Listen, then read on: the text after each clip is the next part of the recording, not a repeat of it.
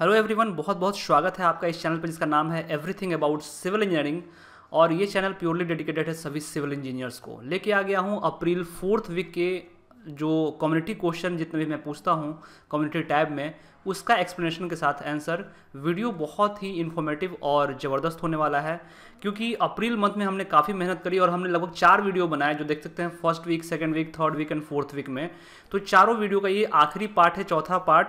और ये जो सीरीज़ हमने शुरू किया था ये बिल्कुल फ्रेश सीरीज़ था, न्यू सीरीज़ था, जिसमें मैं हर सप्ताह आपसे कम्युनिटी क्वेश्चन में कम्युनिटी पोस्ट करता हूँ, पोल्स करता हूँ और आपसे ज़बरदस्त MCQ करते हैं। तो अगर आप SSC JEE एग्जाम्स हो गया या फिर RRB JEE एग्जाम्स हो गया या फिर कोई भी अदर ऑब्जेक्टिव लेवल का एग्जाम्स पे फोकस कर रहे हैं तो ये वाला सीरीज़ काफ़ी बेनिफिशियल रहता है। तो कम्युनिटी सेक्शन में जाके इस तरह के क्वेश्चन को जरूर लगाएं।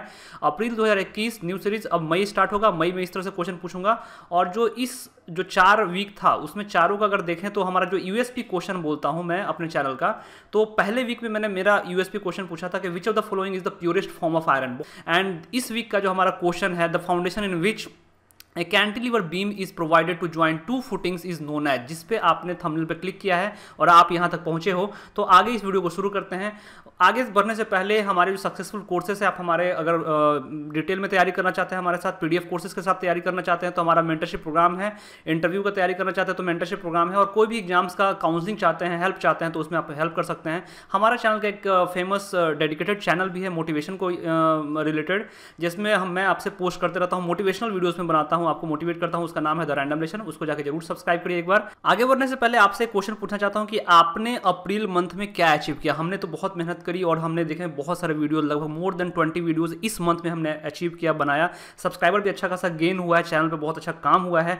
मैं पूछना चाहता हूँ कि आपने क्या अचीव किया इस मंथ में, आपने कौन सा स्किल सीखा, कौन सा कोर्सेस में इन्वेस्ट किया टाइम को। कोई भी चीज़ हो जो आप बोल सकते हो कि हाँ अप्रैल में है, तो उसको आप नीचे कमेंट सेक्शन में जरूर लिखिएगा। क्योंकि देखिए दोस्तों, सक्सेस क्या है, सफलता क्या है, ये आपको तभी मिलेगा जब आप हर दिन को मापना शुरू कर दीजिएगा। हर दिन को, फिर हर वीक को, फिर हर मंथ को मापिएगा।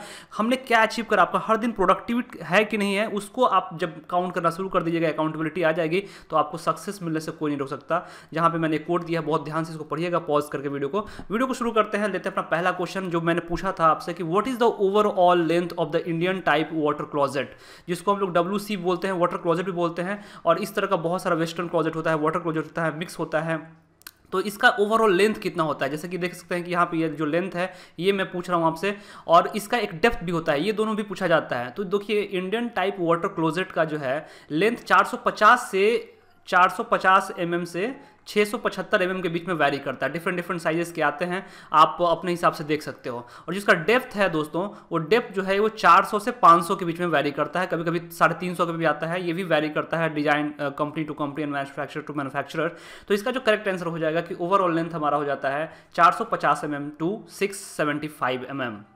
वाटर क्लोजेट में से ही रिलेटेड दूसरा क्वेश्चन हमारा क्या है कि वाटर शील्ड जो हम लोग प्रोवाइड करते हैं, वाटर क्लोजेट में, वो किस लिए होता है, उसका मेन पर्पस क्या होता है, वो मेनली किस लिए प्रिवेंट किया जाता है। तो जानते हैं कि वो मेनली प्रिवेंट किया जाता है कि to entry of foul gases, कि जो फॉल गैसेस है, जो गंदी स्मेल है, वो हमारा इंटर ना हो जाए, इसके लिए हम लोग वाटर शील्ड प्रोवाइड करते हैं। वाटर शील्ड भी बहुत सारा टाइप का होता है, P टाइप हो गया, S टाइप हो गया। यहाँ देख सकते हैं कि आप 4 टाइप का यहाँ पे सील में दिखा रहा हूँ आपको।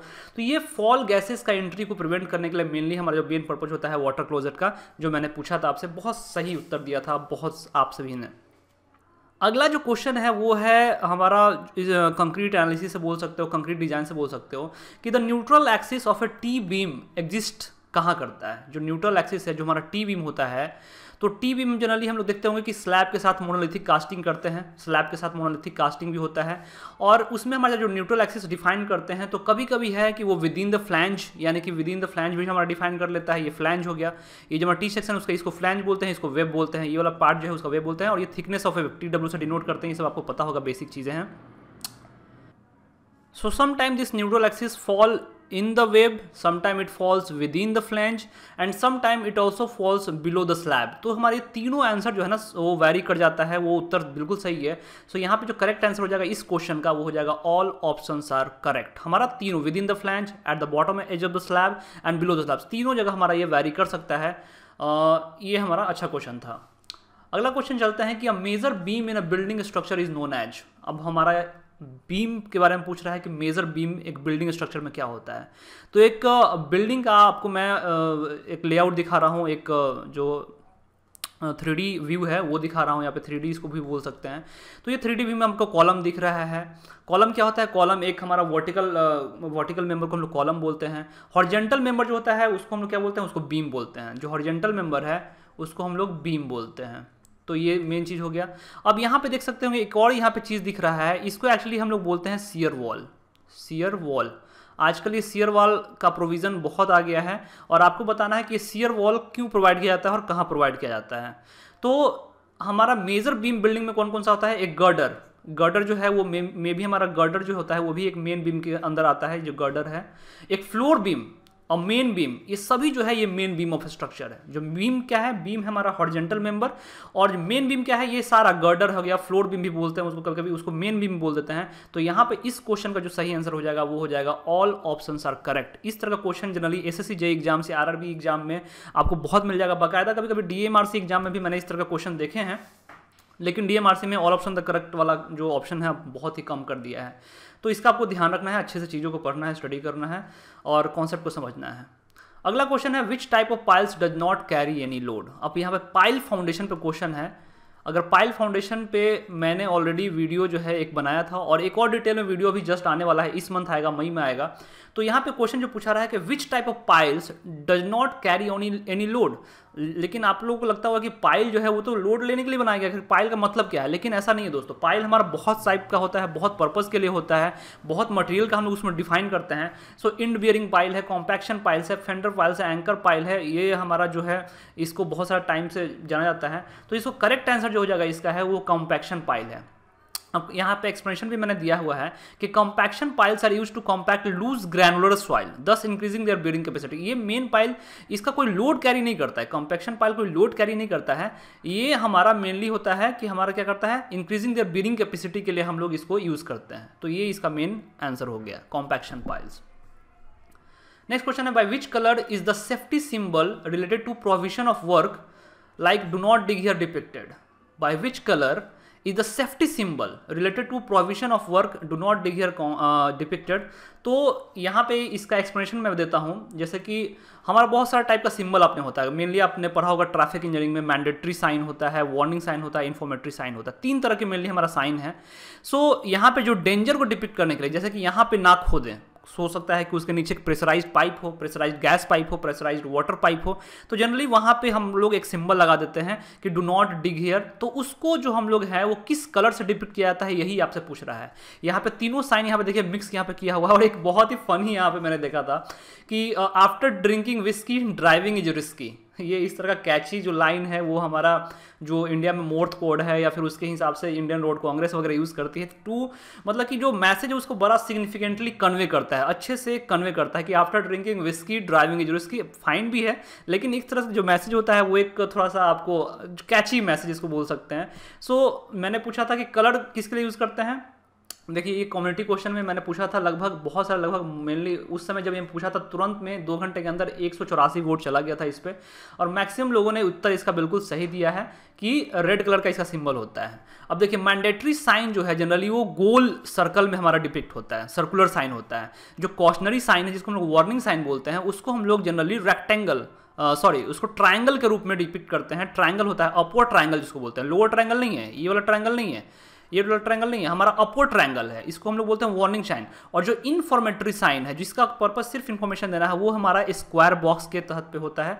आप उसको ब्लू कलर में जनरली डिपिक्ट हो, जैसे कि पार्किंग है तो पार्किंग यहाँ पे है तो यहाँ पे लगा दिया पार्किंग साइन, तो ये हमारा स्क्वायर बॉक्स की तरफ होता है। हाइट भी कभी कभी पूछ लेता है कि ये हाइट है, ये जो हम लोग हाइट डिपिक्ट करते हैं वो कितना होता है ग्राउंड से, लगभग 2 मीटर के अराउंड इसका हाइट होता है, 180 सेंटीमीटर 2 मीटर इसका हाइट होता है।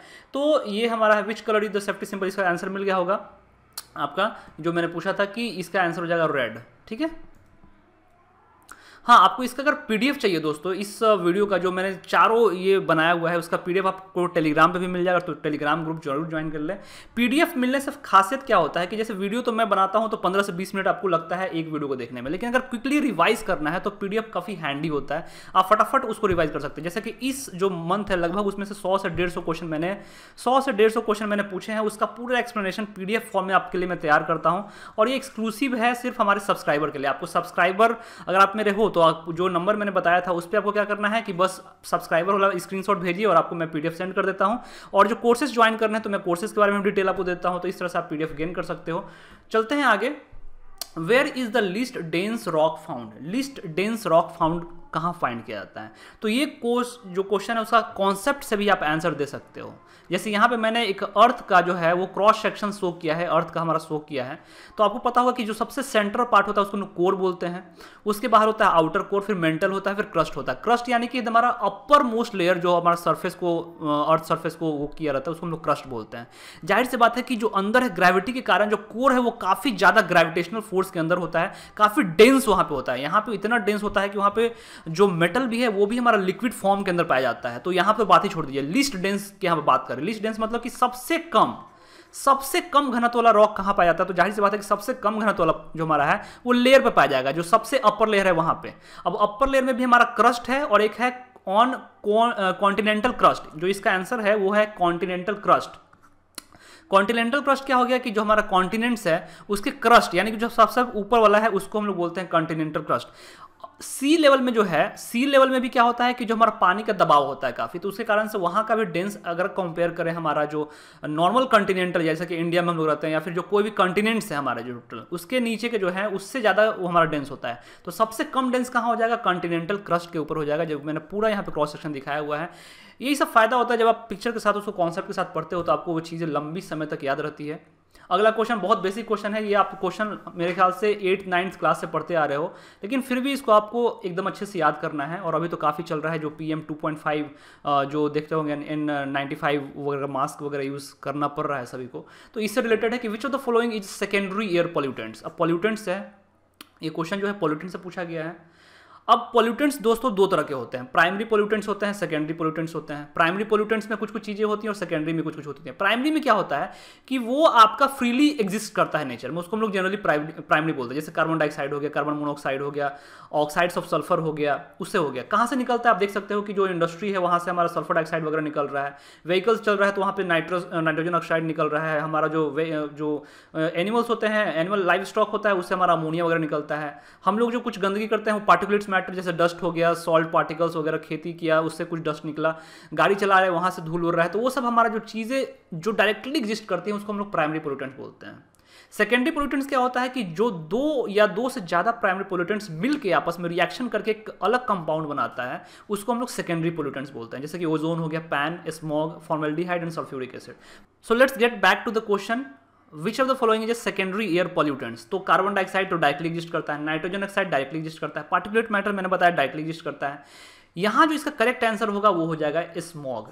आई डोंट नो कि इसका बहुत कम लोगों ने सही उत्तर क्यों दिया था। स्मॉग जो है दोस्तों, इसको आपको कैसे याद रखना है, देखिए स्मॉग जो बनता है वो smoke plus fog, smog plus fog इसी से लिया हुआ है। जो ओजी है वो यहाँ डाल दिया और एसएम जो हमारा यहाँ डाल दिया। स्मॉग जो बनता है वो स्मोक प्लस फॉग के मिलने से बनता है। और जब मैंने बताया कि सेकेंडरी का यही पहचान है कि वो दो या दो प्राइमरी पोल्यूटेंट्स के कॉम्बिनेशन से बनता है, उसको हम लोग सेकेंडरी बोलते हैं। तो आई होप कि बहुत ज़्यादा टाइम दिए थे क्वेश्चन पे, क्वेश्चन बड़ा बेसिक था। अगला क्वेश्चन लेते हैं, dynamic car converts chemical energy into. Dynamic car converts chemical energy into. अभी जो पूरा जो हमारा नेचर आप देखोगे उसमें क्या होता है कि कन्वर्जन ही है। जैसे मैं वॉइस रिकॉर्ड कर रहा हूँ वो इलेक्ट्रिकल में कन्वर्ट हो रहा है, फिर आपको रिकॉर्ड हो रहा है, ये सारी चीज़ें हैं, मतलब कन्वर्ट हो रहा है। देखिएगा आप सेव खाते हैं, केमिकल एनर्जी आपने लिया, उसको मैकेनिकल एनर्जी में फॉर्म में, अगर साइकिल चला रहे हैं तो उसको बदल दिया आपने। इलेक्ट्रिकल एनर्जी है उसको लाइट में बदल दिया, एक बल्ब अगर है तो क्या करता है, बल्ब हमारा इलेक्ट्रिकल एनर्जी को लाइट में बदल देता है। उसी तरह से जो क्लोरोफिल वगैरह है पेड़ का, वो लाइट एनर्जी को केमिकल एनर्जी में बदल देता है ताकि हमारे पेड़ों को खाना मिल सके।